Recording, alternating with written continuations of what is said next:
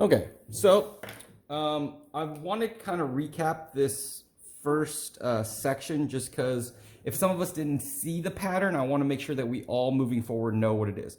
So for something like x squared, when we graphed it, right, it was like this.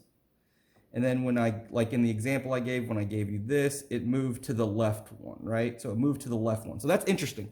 So the thing I want us to look at is first, where is this number? Is it inside of something or is it on the outside? Well, it's inside parentheses, right? So it was inside parentheses, it moved left 1 unit, okay? Well, let's see if we can see another pattern. So if I gave us x squared, and let's this time, if I subtracted 1 squared, it would actually move to the right one. Interesting. So when it's on the inside, whenever my number's on the inside, it's going to move horizontally, right?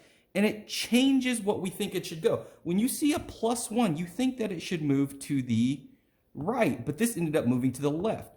This one was -1, you think, well, that should go to the left, but it ended up going to the right, okay? So now let's look at when this thing's on the outside. So here we go. So this +1 is on the outside. It's not on the inside of the function, it's on the outside.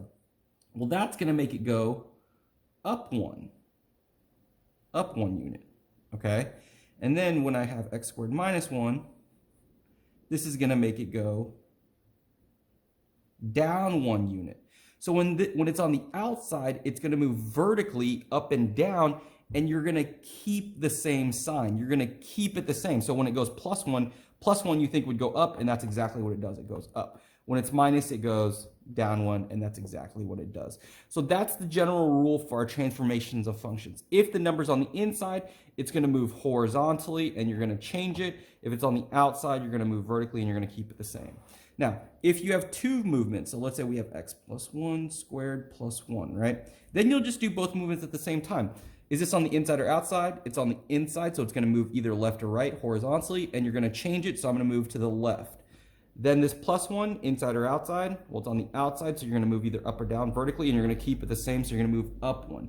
So in this case, all I did was make both moves at the same time, and then I'm just going to draw my graph in. Okay? So that's the kind of wrap up of what we did with this activity. We're going to need this for the rest of the unit, so make sure we got this, okay? All right.